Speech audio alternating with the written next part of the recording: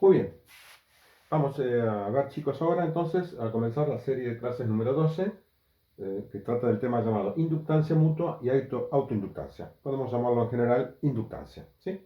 Después vamos a especificar una y otra. Esto está en el capítulo 30 del Sears. No todo, la segunda parte del capítulo lo vamos a ver en la clase número 13, ¿sí? La vamos a dividir de esa manera. Pero con este tema entonces es digamos, corresponde a la práctica número 6, la segunda parte de la práctica número 6. Antes que nada les voy a decir, como creo que ya anticipé en otro video, que este no es un tema absolutamente nuevo. No es para nada nuevo, o sea, los conceptos físicos básicos, conceptuales, ¿no? Así, los tenemos ya. La ley de Faraday, básicamente, y lo que es ferromagnetismo, prácticamente eso es la base de esto que vamos a estudiar. Esto simplemente es una forma de simplificar el estudio de ciertos dispositivos, que van después, vamos a ver en los circuitos cómo van, y solamente lo que hace es redefinir una serie de factores geométricos, del hierro, etcétera, etcétera, en una sola constante. Pero no es agregar un nuevo concepto. Vamos a ver enseguida de qué se trata.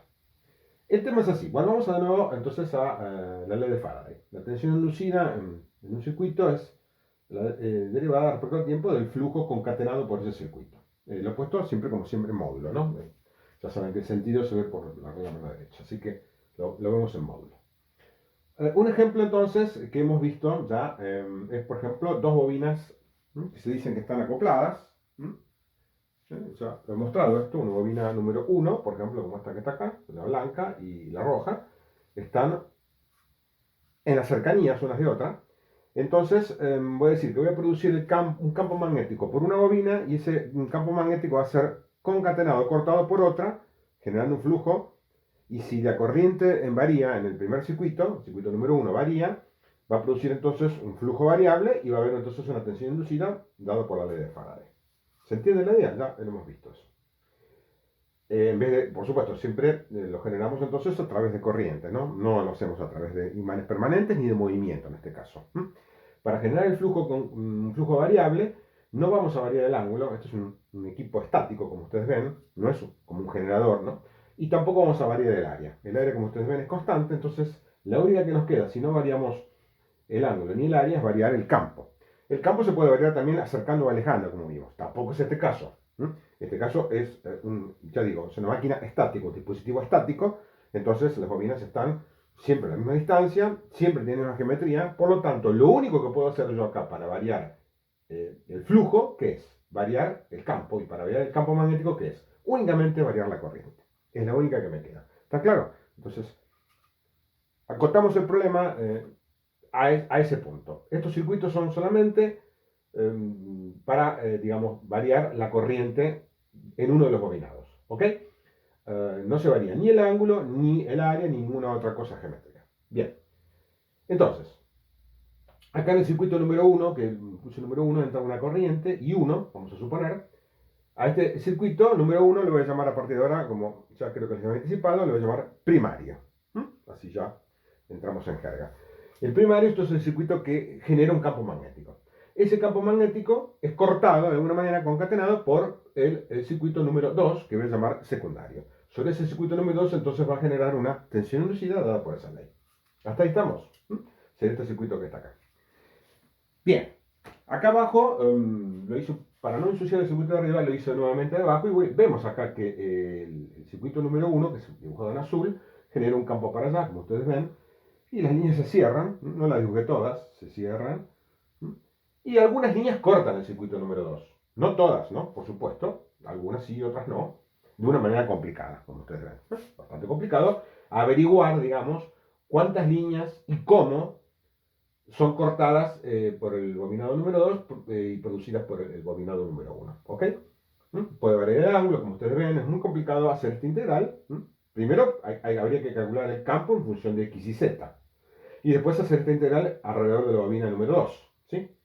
Porque esto hay que integrarlo en este caso particular. Voy a poner acá entonces, si voy a calcular la tensión en el bobinado 2, esto es la integral sobre, para está escrito, pero igual lo vamos a agregar acá, sobre la bobina número 2 del campo que 2 por 1, ¿no? Así voy especificando quién crea el campo y quién lo concatena o lo corta.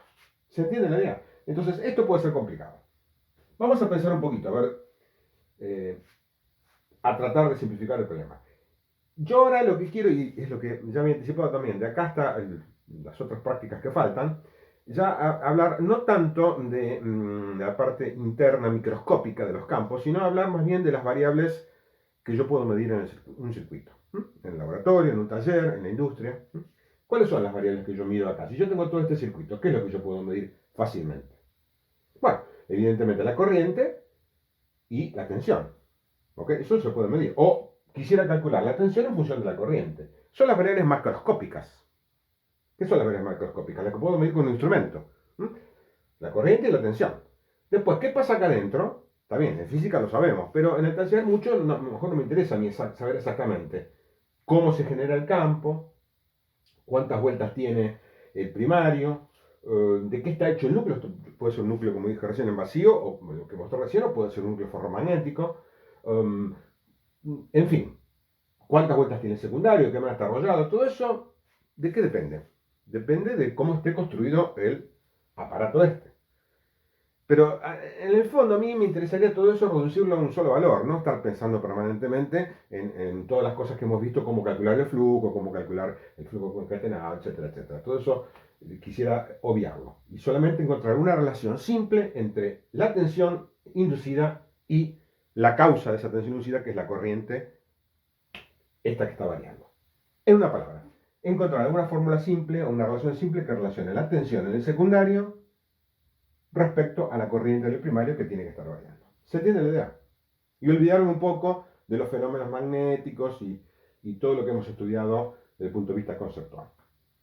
O sea que en realidad es lo mismo que hemos visto, pero tratando de simplificar el problema. O sea que no es en realidad una complicación esto, sino al revés, es una simplificación para poder usarlo en circuitos. Porque si no, si tenemos este aparato en el laboratorio, cada vez que tuviéramos que calcular esto, tenemos que pensar cómo está hecho la cantidad de espiras que tiene, como dije recién, el núcleo cómo está hecho, etcétera, etcétera, lo cual sería una tarea ímproba en cada elemento que tuviera. Entonces, insisto, lo que quiero que es simplemente encontrar una relación directa entre esto y esto, que es lo que me interesa a mí al final del día. ¿Ok? Y el resto dejarlo como oculto, digamos, en una constante del aparato. Esa es la idea fundamental. Miremos un poco digamos, el desarrollo que hago para llegar a esa conclusión. ¿Qué decimos nosotros? Que hay una corriente en el primario. ¿Esa corriente qué crea? Crea un campo producido por el bobinado número 1 llamado primario. Ese campo es función de X y Z, por supuesto del espacio y también del tiempo. Es del tiempo porque la corriente es función del tiempo. Y es del espacio porque ya sabemos. Cualquier campo es función del espacio, básicamente. Excepto que es un solenoide ideal, que ya lo vamos a ver, excepto que sea un solenoide ideal, va a ser función del espacio. Ese campo B1 es concatenado por la bobina 2. A ese flujo concatenado lo llamo Φ1,2. ¿Por qué Φ1,2? Bueno, la nomenclatura simple. Φ creado por 1, concatenado por 2. Así, el primer índice indica quién lo crea. Y el segundo índice es quién lo corta o lo concatena. Ese flujo entonces también es, por supuesto, función de X y Z, de otra manera también, ¿no? Porque el campo lo crea de una manera y esto lo corta de otra, como ustedes ven. Puede ser complicado, ¿no? Pero acá lo puse en forma genérica. Y si este flujo 1,2 está variando, por esta ley que ya sabemos, la ley de Faraday, ¿qué digo entonces? Que existe una tensión en el secundario que va a ser justamente la derivada respecto al tiempo de ese flujo. En resumen, entonces, ¿a qué quiero llegar? Fíjense que si esta tensión es función de esto, y esto a su vez es función de la corriente, porque es lo que le generó, en resumen, ¿qué voy a lograr? ¿A qué quiero lograr? Quiero lograr encontrar la tensión inducida en función de qué cosa? De la variación de la corriente en el primario. Ver si esto, puedo encontrar acá puse el signo de proporcionalidad, si esto es proporcional a esto. En realidad veo que parece que fuera. La idea es encontrar cuál es la constante de proporcionalidad. Entonces, ¿qué voy a decir? Sigamos mirando un poquito más. Digo entonces que el flujo Φ1,2, este flujo que está acá, ¿a qué es igual? A la integral en 2 del campo B1 en el área. ¿Y eso qué es? Esa parte justamente la puedo dividir, como ustedes ya hemos visto varias veces cuando hemos integrado, puedo dividirla en una parte espacial y una parte temporal. ¿Por qué no se mezclan? La parte espacial es la disposición relativa de las bobinas y todo lo que esté involucrado desde el punto de vista espacial. Y la parte temporal es únicamente la variación en el tiempo de la corriente. Recuerden cómo era esto. Primero integro en el espacio y después derivo en el tiempo. Por lo tanto, tengo que pensar que son cosas separables, como ya inclusive hemos visto, sin mencionarlo. Ya lo he demostrado antes, sin mencionarlo. Entonces, tengo una parte espacial y una parte temporal. Además, para generalizar el problema, puedo suponer que hay N1 y N2 espiras. N1 en el primario y N2 en el secundario. Acá lo puse como si hubiera una sola espira, ¿no? Pero si hay N1 y N2 espiras, hay que multiplicar por N2 y N1. ¿Por qué hay que multiplicar por N2 y N1? Porque el campo creado por una espira, al tener N1 espiras, este campo se refuerza. Como ustedes saben, en cualquier ecuación de B está N, ya lo hemos dicho. Entonces, el campo B1 es de una espira. Entonces, el campo creado por todo el primario va a ser N1 veces ese campo. Y a su vez, ese campo es concatenado por cada una de las espiras. Si tengo N2 espiras, ese campo va a ser concatenado N2 veces. Ahí entonces donde aparece el doble factor N2, N1. N1 es el producido y N2 es el concatenado. Si hubiera una sola espira de cada uno, bueno, simplemente entonces queda la constante. Todo eso entonces multiplicado por I1 de t. Y fíjense ustedes entonces, todo lo que está acá entre corchetes, N2, N1 y esa constante, es una constante del dispositivo.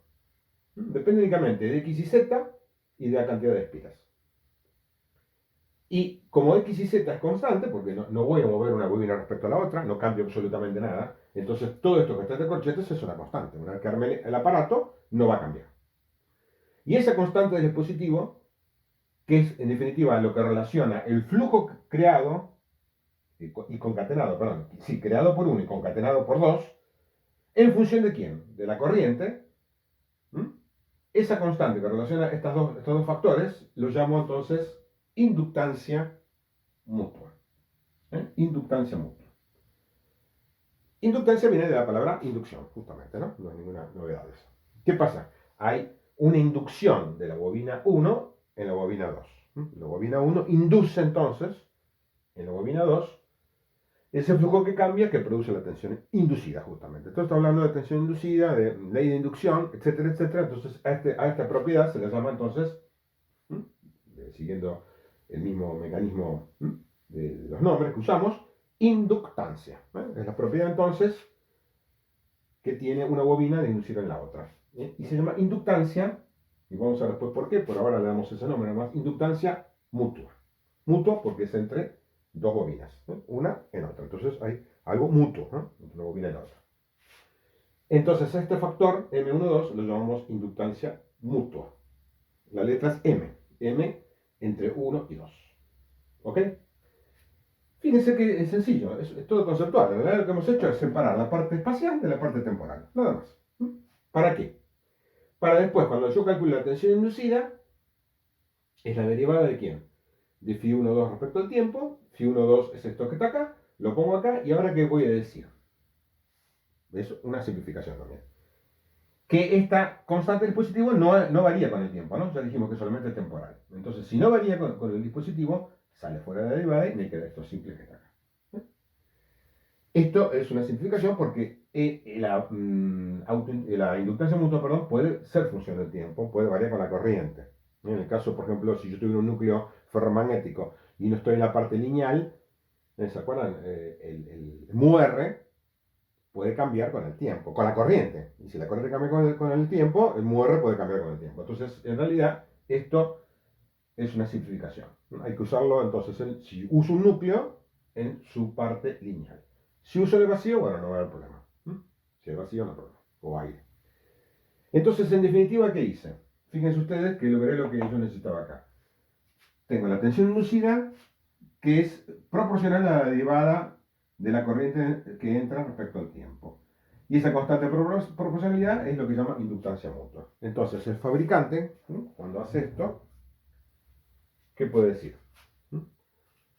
Mide esta inductancia, la calcula primero mejor teóricamente, hace todo el esfuerzo él, y después me pone acá un letrerito bonito que dice M igual a tanto. Y cuando me pone M igual a tanto, yo ya me olvido. Fíjense todo lo que me olvido. Me olvido de la cantidad de espiras, me olvido de cómo se crea el campo, de cuántas líneas son cortadas. Eso lo hizo el fabricante. Me pone simplemente M y yo a partir de este momento puedo usar este dispositivo tranquilamente sin saber exactamente cómo está construido, solamente tengo los conceptos básicos de cómo funciona el campo magnético y eléctrico, y simplemente con este M que me da el fabricante, yo puedo calcular para cualquier corriente que yo introduzca que varía en el tiempo, puedo calcular la FEM inducida. ¿Se dan cuenta qué fácil? Entonces, en realidad, lo que estamos haciendo no es nada nuevo, insisto, sino es simplemente definir una constante que involucra un montón de otros aspectos del aparato este. ¿No? Insisto, la geometría, el número de espiras, si tiene un núcleo o no tiene un núcleo, etcétera, etcétera. Cuando calculemos esto para núcleos simples, vamos a ver bien, digamos, cómo se puede calcular, siempre, por supuesto, para problemas simples, ¿no? Si el problema fuera como este, sería así, un núcleo cualquiera en el aire, el problema, por supuesto, es bastante complicado, ¿no? Pero, en definitiva, a eso queremos llegar, a que justamente el problema sea complicado o simple, alguien lo calcule, me lo dé ya impreso en el dispositivo, y entonces mi problema es bastante sencillo. ¿Se entiende la idea?